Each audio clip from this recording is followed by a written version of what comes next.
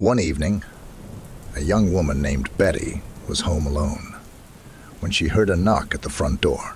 She opened it and found a young man standing there on the doorstep. He told her that his car had broken down and asked if he could come in and make a call because his cell phone battery had run out. Betty was a friendly young woman, and she readily agreed to help him. After he made his phone call, she offered him a drink. They sat down in the lounge and began to discuss anything and everything. Their conversation continued long into the night. As it was getting late, Betty yawned and told the young man that it was probably time for him to go home. However, he ignored her and continued to talk about his passion for movies. He listed all the movies he had seen recently and asked her opinion about them. He continued to talk and brought up the subject of video nasties. Betty didn't know what the term meant. He explained that a video nasty was a film in which a person was actually murdered. No special effects, no camera tricks. Everything was real. Betty began to get a little creeped out and explained that she had been terrified when she watched one horror movie in particular. It was the morbid story of a young woman who was trapped by 3 psychopaths who left a camera running as they killed her and chopped her up. The man began to talk more and more about video nasties, and the longer he spoke, the more uneasy she became. While he was talking, Betty's attention was suddenly drawn by a peculiar red glow under the jacket of her guest. Her face grew pale when she realized it was the unmistakable red light of a camera that was recording. There was an old apartment building in Japan that was 7 stories high. The apartments were very small and decrepit, and the building had no elevator. There was only a large, dilapidated wooden staircase that spanned 7 flights of stairs. Each one had 7 steps. On the first floor of the building, there was a 1-room apartment directly opposite the staircase. The landlord who owned it had a hard time finding tenants to stay in the apartment. Whenever he managed to rent it out, the tenant would suddenly leave without ever giving an explanation. Every tenant left less than 1 week after renting the room. One day, a young man came to look at the vacant apartment. He was a college student and didn't have very much money. The apartment was very small, but the landlord was asking for a very low rent. The man decided to take the apartment and moved his belongings in a few days later. The first day that the young man spent in the apartment was a Monday. During the night, he was roused from his slumber by a strange noise. It sounded like a child's voice, echoing in the staircase near his front door. "I have reached the first step on the wooden staircase," said the voice. "What is a child doing out of bed at this time of night?" The man wondered to himself. However, he was tired from transporting his belongings and just went back to sleep. The next night, he was again awakened by the same voice, calling out, "2 steps on the wooden staircase. Have I climbed?" On Wednesday night, the voice cried, "3 steps on the wooden staircase. Have I climbed?" The man jumped out of bed and ran to the front door.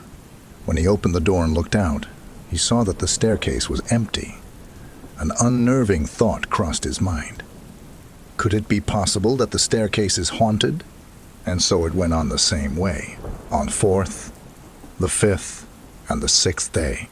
Every night, the man heard the child's voice calling out. Each time, it seemed to get closer and closer. Sunday night finally arrived, and the man was trembling in his bed. He thought about moving out, but told himself that he must be brave. He refused to allow himself to be scared off by a ghostly voice. In the middle of the night, he woke to hear something scratching at his door. A voice cried out, "I have reached the 7th step on the staircase." A shiver ran down the man's spine as he heard his locked front door swing open. The next morning, the landlord arrived to collect the rent. When he knocked on the apartment door, there was no answer. Suspicious about the whole situation, he took out his spare key and let himself in. Sprawled across the bed, he found the tenant's mangled body. His face bore an expression of unimaginable fear. The police came and examined the body, but no cause of the death could be determined. It seemed as if the man had been scared to death. The apartment is still vacant today, awaiting a new tenant. Over the years, all of the previous residents have fled before the week is through. They all say they left because they feared what might happen when the voice reached the 7th step. There are only 2 people who knows the answer: the dead man and the unspeakable thing that climbs the wooden staircase every night. A girl was sitting on the subway late one night, and she noticed that the woman sitting across from her was staring intently at her. The woman was sitting between 2 old men. The girl kept looking away, but the woman wouldn't break eye contact with her. The stare was beginning to freak the girl out. At the next stop, a new passenger got on. It was a tall man in a gray trench coat. He sat down next to the girl. The woman paid no attention to the man in the trench coat. She just kept staring at the girl, who was getting more and more creeped out as time went on. The 2 old men didn't even glance in her direction. She pretended not to notice, but each time she glanced at the strange woman, the stare continued. When the train was pulling into the next stop, the man in the trench coat got up to leave. Suddenly, he grabbed the girl's arm tightly, and as the doors opened, he dragged her off the train. The subway doors shut, and the train pulled off, leaving the girl alone on the platform with the man in the trench coat. She started screaming for help. "Calm down," said the man. "I just saved your life. I didn't mean to scare you, but I had to get you off that train. The woman sitting opposite you was dead, and the 2 men beside her were propping her up. On the farthest point of Long Island, the last scrap of land that still counts as New York, there sits a tremendous abandoned building, protected by its own isolated location. There are also, at any given time, 2 to 3 security guards there. However, if one approaches the cast iron gates on the night of December 4th, you will see that, on this night, even those few security guards refuse to work. The gates are left unlocked, and the wind will be utterly still.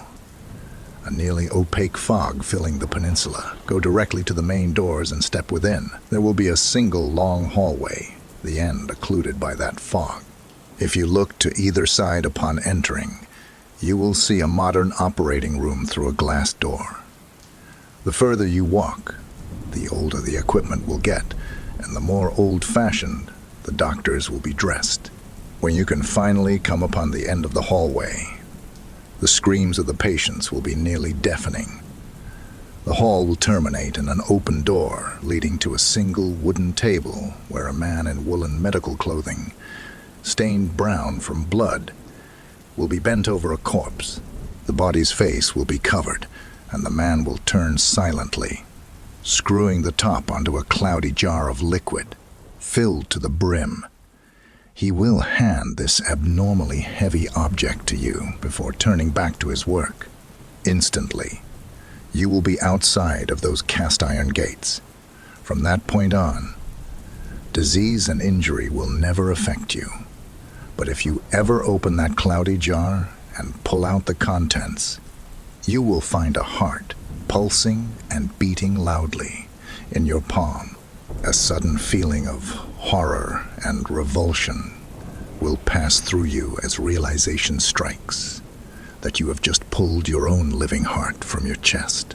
In a dilapidated office building somewhere in Connecticut is one of the few elevators in the Western world that has a button labeled 13 amongst its choices of floors.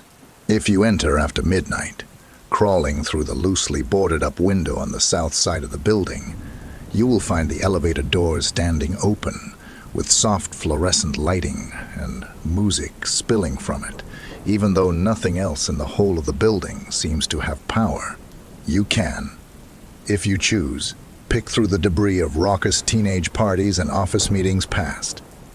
The path seems to be mostly cleared through the broken, dirty, stained and vintage office furniture and burned out joints, cigarettes and crushed beer cans, all the way to the light in the door. All the buttons work in the elevator and will take you to its designated floor. Despite the creaking of the cables, though there seems to be a layer of grime on their plastic covers, all but the button labeled 13, which seems to glow brightly. No one's quite sure if that one goes to the 13th floor. But there's a story about a group of high school teenagers who had a party after their prom there in the early 90s. A dare was made, and 4 of them piled into the rickety elevator, taking it to the 13th floor. When they came back down again, they were pale and shaking, but all of them swore they'd seen nothing more than a normal office floor, covered in dust and shadows. 2 of them died in an accident on the car ride home that night. Another, 3 weeks later, took a bottle of pills from the medicine cabinet, climbed into a hot bath, slit her wrists, and dropped her hairdryer into the water with her. The 4th disappeared from the face of the planet 2 months later. None of them said anything of what they'd seen on the 13th level of the building, and when asked, would only ascertain, loudly if necessary, that nothing had happened. But you can, if you so choose, crawl in through the window and see for yourself.